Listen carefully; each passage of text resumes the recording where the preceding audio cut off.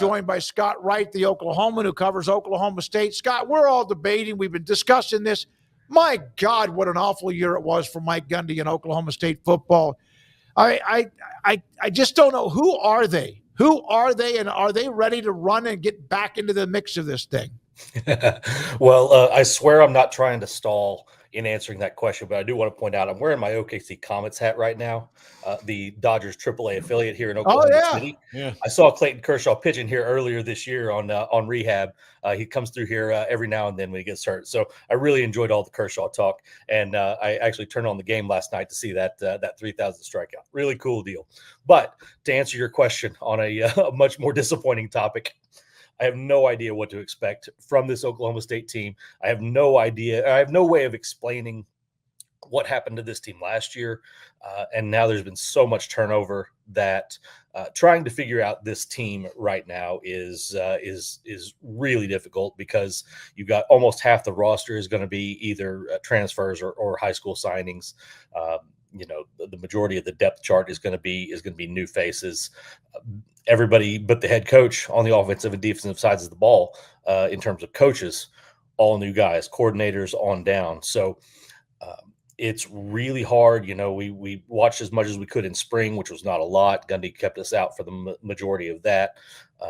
But you just couldn't get a lot of answers from trying to watch this program in the spring. And I'm really looking forward to next week down in Frisco to get to talk to some guys and see what they've learned over the summer here, because it's very much a learning process with this team, trying to figure out who's going to be guys that they can count on, who are going to be the main guys that they're really relying on. What do the offense and defense look like? It's going to be really hard to know. Scott, is Mike Gundy built to build a roster in this new era? That's a fantastic question, because I think that's what we're gonna find out this season, is because he has relied so much during his career on finding the diamond in the rough in the recruiting process, giving him a couple of years to develop, and then all of a sudden, it's a Biletnikoff winner like James Washington, who was a 2-star recruit out of a tiny little Texas town.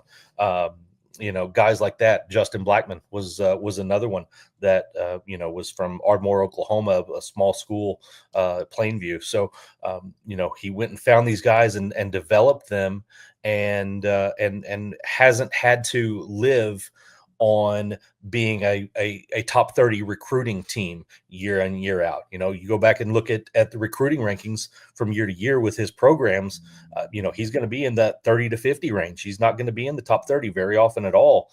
And he's been able to live that way because of their ability to develop talent. And I don't know that you can do that anymore. I don't know that you can live that way. I really don't think you can, honestly. And so he's going to have to, hit earlier on his high school recruits, and he's going to have to kill it in the portal, which he's had really good success in the portal for the most part.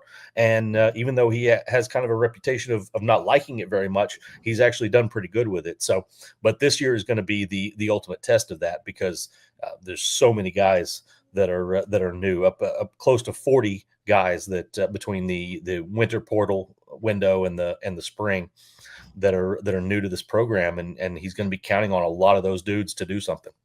Much like with the roster, if we did a deep dive, we'd be here all night. So, or like with the coaching staff, it's much like the roster. So instead of asking about all these individual coaching moves, was there one that maybe is the most intriguing to you, or you feel like is just the one that's most interesting to expand upon and could make the biggest difference this upcoming season? Golf Partner, the world's largest golf store network, offers more purchasing opportunities than anywhere else. With a dominant market share and a wider selection of quality secondhand golf clubs than our competitors, we make it easy for you to enjoy the game with affordable, top-quality equipment. Join us at golfpartnerusa.com and discover why we're the trusted choice for golf lovers worldwide.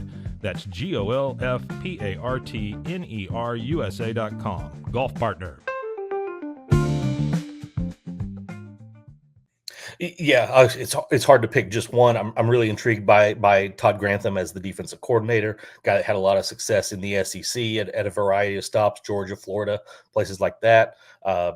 I'm curious to see what he can build. He's done it in the NFL. Guy that knows a lot of football. On the offensive side, the probably the most intriguing one to me is the quarterbacks coach Kevin Johns. He's a guy that's been an OC at a lot of places. Was really successful out at Duke, a while back, and comes in as if they had hired him as the offensive coordinator, I wouldn't have been surprised because he's got that kind of resume. To get him as the quarterbacks coach and combined with Doug Meacham as the offensive coordinator, give them a chance to really do something special with that offense. I'm really intrigued by that one. I'm really curious about the offensive line. They brought in two guys who are former Cowboys, Cooper Bassett and Andrew Mitchell, both guys that have that are somewhat young in terms of coaching age, but have gone out and proven themselves at lower levels and been working their way up, and they seem to be working together well to build this offensive line. That might be the most important one because that's where they need to make the most improvement. How much did the president change affect the value? Mike Gundy's legendary there. How much did some of the administration change affect his inner circle? It certainly had an impact because the previous president, Casey Shrum, is very sports friendly, or was very sports friendly in that role. And President Hess, he comes around to some sports stuff, but he's not as directly involved the way that Dr. Shrum was. So it's a very different feel. If you go back over Mike Gundy's career to before the administration of Chad Weiberg and Casey Shrum, when it was President Burns Hargis and Athletic Director Mike Holder, it was a very contentious time. Boone Pickens was still alive at that time as well, and they didn't always get along either. There were some butting of heads that happened in that time for Gundy. But when in July of 2021, when Shrum and Weiberg both took over at the same time, things became a lot smoother for Mike Gundy. And that's one thing that I'm curious to see how things are handled with the new president, President Hess, because we don't know how he's going to view football, how he's going to view spending on athletics in general, because Dr. Shrum was very much focused on trying to improve athletics financially so that they could compete, believing that was overall a great thing for the university. We'll see how it is viewed, but Chad Weiberg is still in his position as athletic director and still has those same principles that he and Shrum ran with for about 4 years. So we'll see how it goes, but I definitely think that it has shaken some things up. Obviously, the Board of Regents has some people there that are not big fans of Mike Gundy. That's why the entire thing last December of his new contract came about, and why it became so public was because the Board of Regents chose not to handle it in a private matter. They decided to go have a special meeting to discuss it. So there's very clearly some people that are not on Mike Gundy's side, but he's at least getting this fresh start and has a chance to kind of smooth all that over with a good season. He doesn't seem to be a guy that's going to go around shaking hands. No. Not at all. No, that's not his thing. Never has been. Even with Boone Pickens, he did what he had to do to maintain that relationship, and Boone cared very much about building, both physically and metaphorically building Oklahoma State athletics, and some of that was necessary in that relationship, but in general, that is not what Mike Gundy is comfortable with. That's just not his type of thing, and he's really a fairly private person outside of football.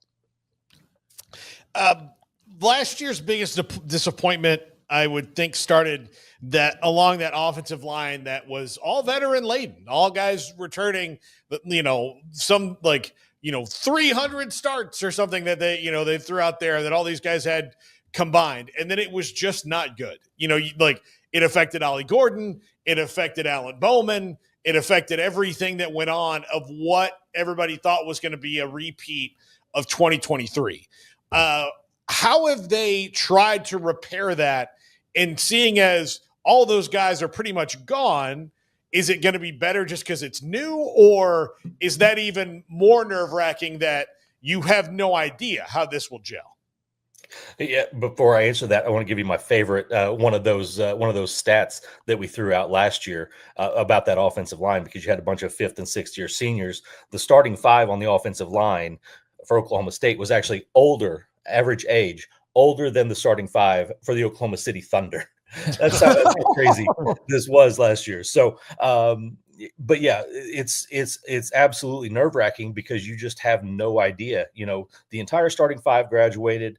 A couple of guys behind them either graduated or went into the portal. Almost the entire 2 deep is going to be new guys. There's a couple of guys back from last year that still have a chance to either be in the 2 deep or on the starting 5. But it's hard to know were those guys good enough to play last year. Should they have been playing last year? Maybe. I don't know. But then you got all the new guys, 2 new coaches that I talked about, a whole new philosophy in terms of how they're being coached up there. So it's a nerve-wracking thing, because that's the one thing that this offense is going to hinge on, and you have no idea how good they're going to be because it's all so new and so unproven. And they rotated a lot of guys in, even in the spring game when we got to look at them. They were they had kind of split up the ones on both sides of the orange and white, so didn't really get a good look at what the actual starting 5 was going to be. And so it's hard to project what they're going to be able to do up there. I think they like the direction that they're going with both the players and the coaches that they've got, but we're just probably not going to know, man. Maybe not even the first game. It might be the second game when they're up in Eugene, Oregon, that we finally find out what kind of talent they've got up there. Can't tell if is that a Thunder hat you have on there, Scott? No. It's my OKC Comets. Oh, okay, yeah, I couldn't tell. Dodgers AAA. Okay, Yes. yeah, no, I couldn't tell what it was, so that's why I was asking about it. But I'm assuming you're a Thunder fan. I wouldn't call myself a fan. Okay. I cover the team from time to time when they let me in the building. So Gotcha. I try to maintain my objectivity in that form. I was just wondering because, man, that's a massive deal for the state. I got so much family up there, and it just seems like it's just the biggest. And we got one of our producers, massive Thunder fan from up there. It just seems like a very cool time to be in Oklahoma with the big championship win. Yeah, absolutely. Like I said, I don't get to cover the Thunder all the time, being the Oklahoma State guy. But I got to go cover Game 2 and Game 7 of the finals, and being in that building for Game 7, being a kid that grew up here. I'm in town of Yukon, which is just outside of Oklahoma City, an Oklahoma City suburb. I was born here. Thinking back to when I was 15. And I started thinking about a future in sports media. I never envisioned a legitimate professional franchise being in Oklahoma City. I hoped it might happen someday, but never would have thought about it. Never would have thought about an NBA Finals Game 7 in Oklahoma City, and just witnessing it was just one of the most amazing things in my lifetime. It's the biggest basketball game we've ever had here, bigger than anything that Oklahoma State or OU have participated in. So just a really cool moment. The parade, all of it, just been a fantastic thing for our state. I love that area where they have the arena, and I know they're building another one, right? And Yes. the baseball park, which is why you have the hat on. Yes. What's that area called again? What's that? So the baseball stadium is in Bricktown. Bricktown, The arena is just across the bridge on the other side, that I guess would just be called downtown.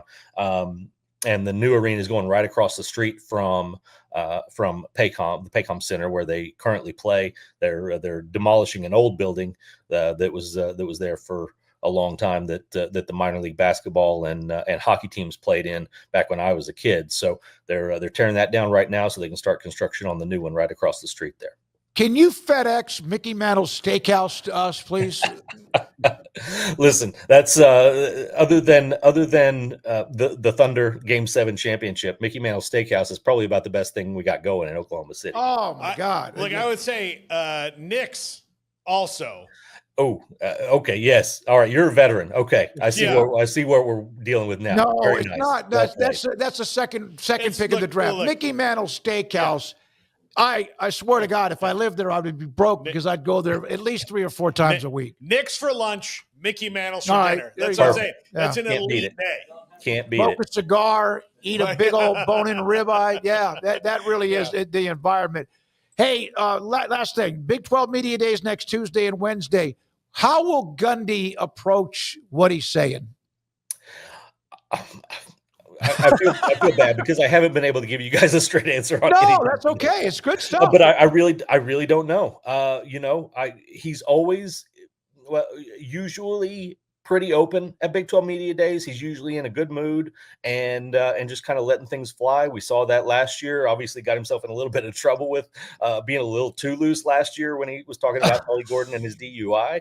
But he's typically like that. But at the same time, when he's got a quarterback competition going on, that's when he's most likely to shut down and be a little bit walled off. And so it's really hard to know which version of him is going to show up. I think that he will, for the most part, be pretty loose because he understands the situation that they're in and that they're coming off a 3-9 season, didn't win a Big 12 game, all of those things, and he needs to I think put on the right face for this.